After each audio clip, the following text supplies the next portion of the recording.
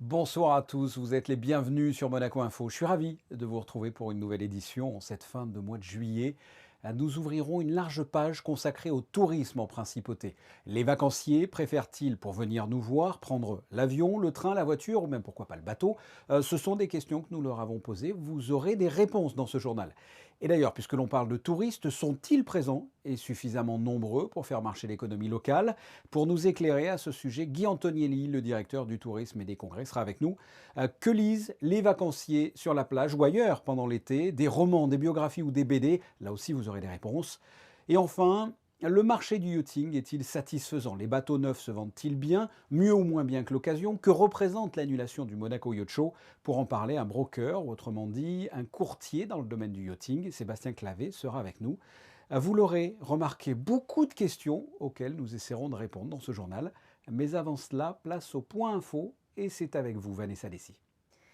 Bonsoir Fabien, bonsoir à tous. Par ordonnance souveraine, le directeur des services judiciaires, président du Conseil d'État, porte désormais le titre de secrétaire d'État à la justice, après qu'il ait été rappelé que les membres du gouvernement ont, en 2016, reçu le titre de conseiller de gouvernement ministre, afin de permettre une meilleure visibilité au sein des institutions de la principauté et auprès des organisations internationales.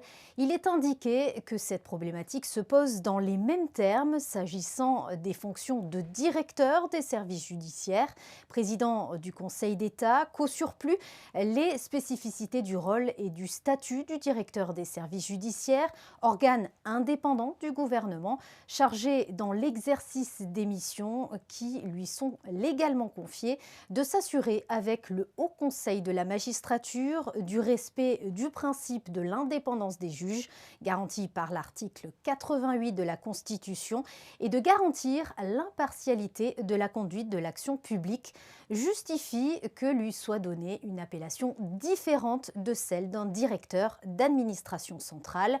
Robert Gély devient donc le premier secrétaire d'État à la justice, directeur des services judiciaires, président du Conseil d'État. Et nous passons, Vanessa, au basket. Nous sommes dans la période des recrutements avec un joli coup pour la Rocatine. Et oui, effectivement, le club monégasque annonce la signature de l'ailier fort français Damien Inglis. Âgé de 25 ans, il est l'un des joueurs les plus talentueux de la Jeep Elite. Il tournait la saison passée à 11 points, 5,4 rebonds et 3 passes en moyenne par match avec Strasbourg. Ce dernier a même été sélectionné au dernier Star Game 2019. Le natif de Cayenne en Guyane a déclaré dans un communiqué officiel l'arrivée de Zvezdan Mitrovic et la présence de Dibost, que j'ai connu à Strasbourg, ont été des éléments clés pour mon choix. Je suis extrêmement motivée d'évoluer dans un club ambitieux comme l'AS Monaco. Restons dans le domaine sportif avec la Formule 1, Vanessa, et 3 nouvelles dates confirmées au calendrier. Oui, Fabien, Formula One a annoncé 3 nouvelles dates au calendrier de la saison 2020. Passant de 10 à 13 Grands Prix, les équipes se déplaceront au célèbre Nürburgring en Allemagne du 9 au 11 octobre. 2 semaines plus tard, du 23 au 25 octobre, les pilotes se retrouveront à Portimao. C'est la première fois depuis 1996 que la F1 s'envole pour le Portugal. Et enfin, troisième et dernière date confirmée, le Grand Prix d'Émilie-Romagne dans le nord de l'Italie. Un retour, là encore, sur le circuit Enzo et Dino Ferrari à Imola. Un format réduit de 2 jours pour ce week-end de course du 31 octobre au 1er novembre, durant lequel il ne devrait y avoir qu'une séance d'essai libre. Voilà Fabien, les dates à retenir afin de suivre bien évidemment les performances de notre pilote national Charles Leclerc. Merci Vanessa. Avant ces 3 Grands Prix, le prochain aura lieu ce dimanche 15h10, le Grand Prix de Grande-Bretagne. Nous suivrons ça de près. Ouvrons une page tourisme. Nous allons recevoir dans quelques instants Guy Antonielli, le responsable de la DTC. Mais avant cela, Sandrine Nègre a croisé le chemin de celles et ceux qui visitent Monaco en ce moment. Et elle a également rencontré des résidents pour savoir si en cette période estivale, post-confinement, l'avion reste indétrônable ou non. Voici les réponses. Moi je préfère le train. Au moins c'est convivial. On rencontre des gens et on peut discuter avec eux dans le train. À l'avion, moi j'aime pas trop. En train donc du coup, et une fois arrivé sur place, eh bien, on a marché. Sachant que c'est un peu compliqué pour les parkings et surtout pour venir, j'ai préféré le train qui est beaucoup plus simple aussi. On n'a pas de voiture à louer. Et donc, j'ai essayé de prendre le train jusqu'à Genève, puis prendre la voiture à Lyon jusqu'ici, mais il n'y en a pas suffisamment de flexibilité, disons, pas encore, disons. J'espère que dans le futur, on ira retourner à la normalité au plus tôt. Simplement en voiture.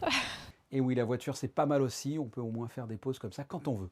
C'est un des fers de lance de la Côte d'Azur. Sans lui, l'économie n'est pas la même. Après le confinement, il y avait de grosses craintes sur sa présence ou non. Je veux parler du touriste, qu'il soit en short avec des tongs et des chaussettes ou en costume descendant tout droit d'un yacht. Le vacancier est-il là? Pour y répondre, le directeur du tourisme et des congrès. Bonsoir Guy Antonielli. Bonsoir Fabien Bonilla. On parle de tourisme avec vous. Nous sommes fin juillet. Quel constat peut-on tirer à la moitié des vacances estivales sur le tourisme en principauté? Alors, si on se réfère à l'année dernière, le constat est dramatique. Si on se réfère à il y a 3 mois, on est plutôt satisfait. Le mois de juin, sur la période d'ouverture des hôtels, il faut bien être conscient que certains hôtels étaient ouverts, sont restés ouverts pendant le confinement parce qu'ils Il y avait des résidents permanents, oui. Voilà, il y avait des résidents permanents. D'autres ont réouvert au début du mois de juin, d'autres à la toute fin du mois de juin. Sur les périodes d'ouverture cumulées, nous atteignons un taux d'occupation de 26% sur le mois de juin. Ça n'est certes pas significatif, mais c'est un indicateur de fréquentation. Et qu'en est-il du mois de juillet, voilà, justement? Est-ce que il y a une progression en juillet? Alors, il y a une belle progression en juillet. On est aujourd'hui à environ 42% sur le mois de juillet, mais il faut être bien conscient que c'est très inégal selon les établissements. Alors le verre du responsable du tourisme que vous êtes est plutôt à moitié vide, à moitié plein, sachant qu'au printemps, donc, on ne savait même pas si les touristes pourraient venir. Ils sont là, mais peut-être pas suffisamment. Comment est votre verre? Comment vous le voyez? Vous êtes plutôt positif là, pour la suite? Il faut regarder ce à quoi on pouvait s'attendre et ce qu'on a aujourd'hui. Donc avec ce qu'on a aujourd'hui, il faut être raisonnablement optimiste, voir le verre à moitié plein, mais surtout continuer à travailler pour aider tous ceux qui vivent du tourisme, parce qu'on en est bien conscient, il n'y a pas assez de visiteurs et la gamme de visiteurs n'est pas assez large pour que tout le monde soit aujourd'hui tiré d'affaire. Est-ce que vous connaissez le profil du touriste type actuellement? L'âge, la nationalité, le pouvoir d'achat moyen? Qui est le touriste que l'on voit dans les rues aujourd'hui? Est-ce qu'on le sait? Non, alors on n'a pas de données, on travaille dessus, c'était un des chantiers initiés à la DTC depuis 1 an et demi, d'avoir une meilleure connaissance client par les enquêtes de dépenses, par les enquêtes de fréquentation. Cependant, ce qu'on peut dire, c'est qu'on voit une surfréquentation comparée aux autres années, bien évidemment, de la clientèle. Alors, plutôt, je dirais, loco-régional, et quand je dis loco-régional, je veux dire français, suisse, italien, hein. Qu'en est-il du tourisme d'affaires? Est-ce que lui reprend? Pas du tout. Est-ce qu'il va reprendre? Le tourisme d'affaires n'est pas là, mais c'est parfaitement normal. Alors, en juin, il n'y en avait pas du tout, par exemple? Ah non, alors en juin, il n'y en a pas eu parce que ça n'était pas possible. Les interdictions de rassemblement faisaient qu'il ne pouvait pas y avoir de tourisme d'affaires. Mais juin est un gros mois de tourisme d'affaires pour la principauté, qui n'a pas eu lieu cette année. Donc ce qu'on espère, c'est avoir la capacité de reporter sur le dernier semestre ce qui n'a pas pu se faire au premier. Mais aujourd'hui, les mesures de restriction quant au rassemblement sont encore extrêmement fortes. Donc nous œuvrons à faire que ces congrès aient lieu, mais s'ils ont lieu, ça sera dans un format très différent de ce qu'on a connu jusqu'à l'année dernière. Est-ce que l'on a une visibilité du tourisme d'affaires à la rentrée déjà ou pas du tout? La problématique aujourd'hui n'est pas de tenir l'événement, c'est pour les organisateurs, est-ce que leurs exposants et leurs participants vont venir et où que soit l'événement? La problématique là n'est pas du tout monégasque, c'est est-ce que les gens vont participer à des événements rassemblant plusieurs centaines de personnes? La réponse monégasque est nous mettons tout en œuvre pour que cela se fasse dans la plus grande sécurité. Alors Guy Antonielli, Christine Datomel est allée à la rencontre de professionnels du tourisme. Je vous propose d'écouter leur réaction face à ce label Monaco Safe et on se retrouve tout de suite après. À nous, on a fait partie vraiment, je pense, des institutions qui avons prôné le label, demandé le label, Je crois que c'est très important aujourd'hui de rassurer toutes les populations de visiteurs, quelles qu'elles soient, que ce soit des visiteurs individuels, des congressistes. Voilà. Et le maître mot, c'est de pouvoir dire aux gens, nous sommes une destination sûre et votre expérience à Monaco, du début jusqu'à la fin, eh bien, il est garanti que les mesures ont été prises à tous les niveaux. Pour nous, le fait d'avoir un label Monaco Safe au niveau de la destination, c'est un élément essentiel. Ça va permettre de rassurer les clients qui viennent à Monaco, qui se séjournent à l'hôtel. Et au-delà de ça, tous les prospects et tous les gens avec lesquels on va être en contact commerciaux pour leur démontrer et leur affirmer que Monaco est bien une destination sûre pour organiser leurs prochains événements ou leurs prochaines vacances. Voilà ce que l'on pouvait dire, Guy Antonielli, de ce label Monaco Safe. Comment voyez-vous les perspectives du mois d'août? Parce qu'avec le virus de la Covid-19, c'est quand même complexe à anticiper. Comme vous dites, c'est difficile de voir parce que ce qui caractérise cette épidémie actuellement, c'est l'incertitude. Aujourd'hui, les chiffres que nous communiquent les hôteliers sur les réservations déjà enregistrées et leurs prévisions pour le mois d'août sont plutôt extrêmement satisfaisants car on atteint un taux d'occupation de 49% cumulé sur le mois d'août pour l'ensemble des établissements. Contre, par exemple, pour le mois d'août 2019, nous étions à 81%. On fait mieux que la moitié de l'année dernière. Alors, il y a 2 mois, on aurait signé. Et ce qu'il faut noter, c'est que la principauté ne se brade pas. Des destinations ont cassé les prix, ça n'est pas le cas en principauté. Guy Antonielli, merci d'avoir répondu à mes questions. Merci Fabien. On reste dans l'économie touristique. Nous étions il y a quelques jours avec le directeur de la Société d'exploitation des ports. Il nous avait expliqué que l'activité nautique reprenait, même si effectivement les chiffres, confinement oblige, sont moins bons que l'année passée. 15 à 20% de fréquentation portuaire en moins par rapport à l'année dernière. Nous sommes à présent avec un broker, un courtier dans le domaine du yachting. Bonsoir Sébastien Clavé. Bonsoir. Comment se porte le marché du yachting en principauté ? Le marché du yachting en lui-même se porte bien. Après, bien sûr, on rencontre des difficultés comme dans tout secteur d'activité. Notre principale difficulté consiste à ce que les clients ont du mal à voyager et donc ont du mal à venir premièrement visiter des bateaux pour les bateaux à la vente. Essentiellement les touristes ou les étrangers hors communauté européenne, c'est ça ? Oui, c'est plutôt les clients effectivement hors communauté européenne. Les clients européens justement sont présents donc pour faire des visites de bateaux qui seraient à la vente ou pour faire du charter, c'est-à-dire de la location, et donc pour pouvoir venir à bord des bateaux. Bien sûr, ça génère beaucoup d'administratifs, mais aussi de contraintes. Bien sûr, on teste l'équipage, on teste les clients, il faut faire des modifications de contrat. Enfin, ça génère plus de travail. Et l'impact de la Covid-19 s'est fait largement ressentir, j'imagine. Alors, ce n'est pas aussi franc que ça. Pendant le Covid, on était toujours en relation avec les clients. J'ai même fait une transaction qui ensuite s'est soldée après le déconfinement. Là, actuellement, je suis en livraison de bateau neuf à Rome. Oui, vous êtes à Rome. C'est un bateau c'est pour ça qu'on fait une conversation comme ça par Zoom. Voilà, et vous livrez un bateau, là ? Alors, je livre un bateau qui aurait dû être livré en plein confinement. Donc là, c'est un exemple un peu typique, j'allais dire, d'un bateau qui a été signé. Donc, les délais de construction sont entre 1 et 4 à 5 années en fonction de la taille du bateau. Là, c'était 1 an. Et le bateau devait être livré au mois d'avril et on le livre maintenant à cause du Covid. Donc là, je suis avec le client au chantier. On est en train de finaliser le bateau, les derniers points de détail, les essais en mer, et après le client va partir dans quelques jours avec son bateau tout neuf, livré avec quelques mois de retard, effectivement, lié au confinement. Et la location, justement, de bateaux, ça fonctionne ça fonctionne bien ou vous avez parlé de complexité, justement, avec les personnes hors communauté européenne. La location marche bien ? Oui, alors comme je disais, les clients ont envie de naviguer, donc ça, l'envie est toujours là. Après, il y a quand même moins d'activités liées au fait que les clients ont du mal à se déplacer et qu'on a quand même une grosse clientèle hors Union européenne, les clients américains, les clients russes. Eux ont du mal à se déplacer et donc ça a quand même réduit le nombre de charters et on a beaucoup de charters qui ont été reportés à 2021.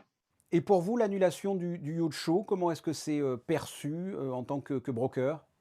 Alors, c'est vrai que c'est une décision qui a certainement été difficile à prendre par l'organisation et c'est un grand changement parce que, à ma connaissance, c'est la première fois que le Monaco Yacht Show est annulé ou reporté depuis sa création.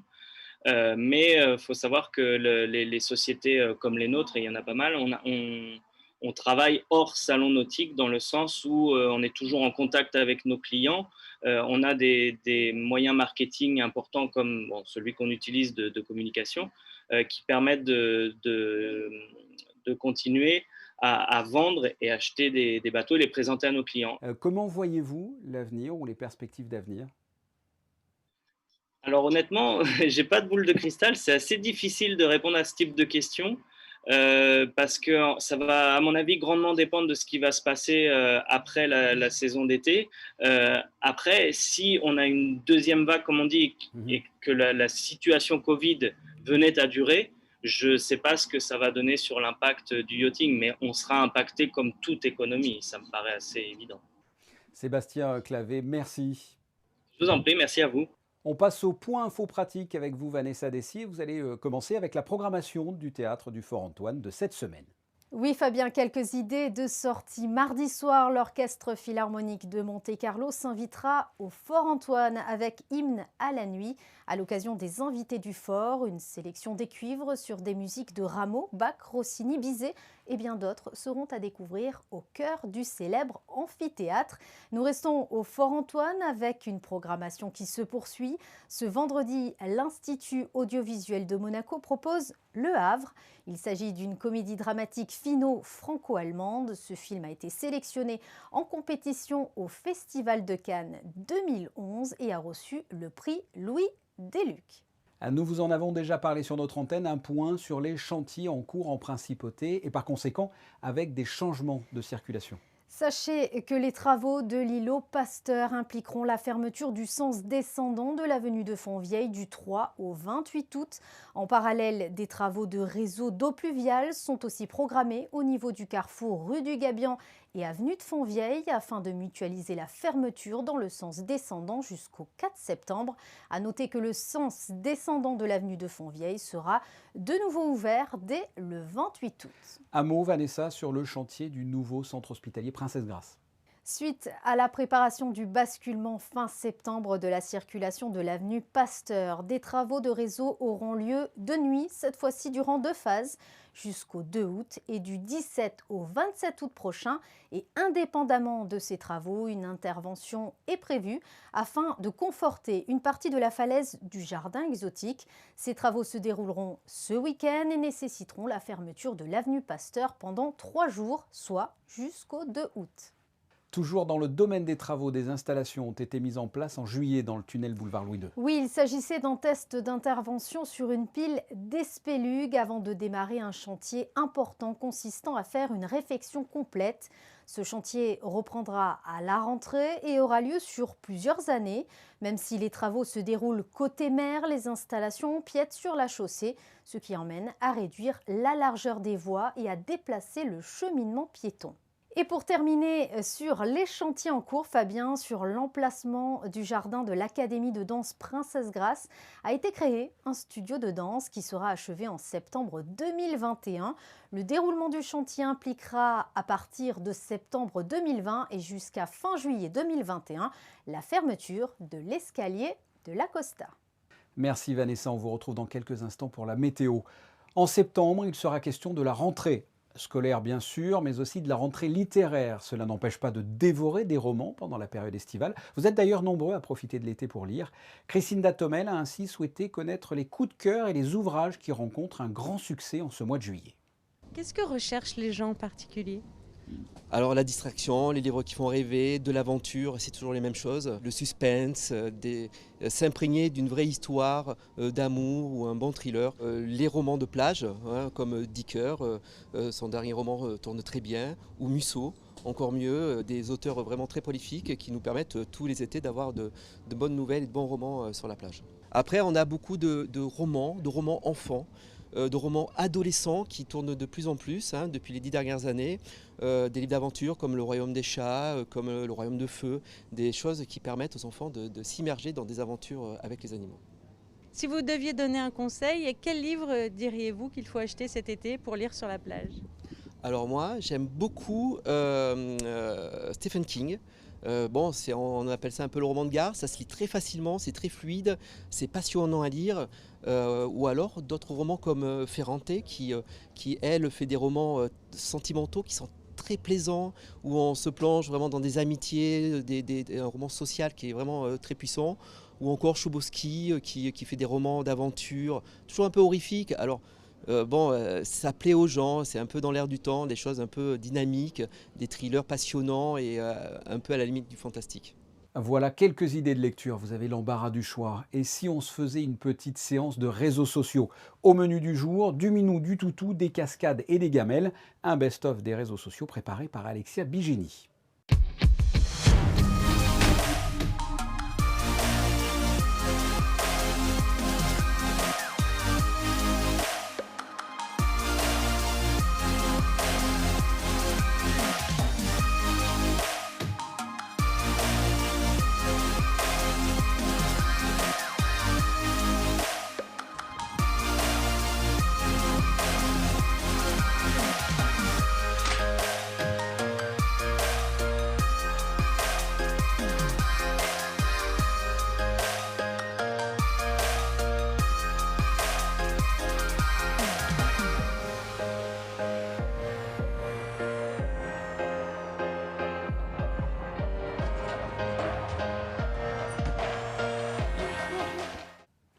Impressionnant. Quelles sont les prévisions météo pour mardi, Vanessa? Mardi, le temps sera principalement dégagé. Le matin, le soleil s'imposera en principauté. Dans l'après-midi, prévoyez quelques passages nuageux avec une légère brise pouvant atteindre 7 km/h. Une mer belle et calme au programme qui affichera une température de l'eau à 26 degrés. Malgré un ciel assez voilé en fin de journée, le mercure restera de saison et oscillera de 21 à 28 degrés. Le soleil se lèvera à 6h14 et se couchera à 20h59. Nous fêterons les Samsons, Fabien, une référence biblique bien sûr. Oui, ou Véronique Sanson et Dalida pour les mélomanes, comme vous voulez. On passe aux photos du jour et nous y avons consacré une large page dans cette édition. Les touristes, les vacanciers qui étaient nombreux ce week-end sur la nouvelle place du Casino. Ce sont des clichés signés Michael Alési. C'est la fin de ce journal. Merci de votre fidélité. On se retrouve, si vous le voulez bien, mardi 19h pour une prochaine édition. Au revoir, à bientôt et portez-vous bien.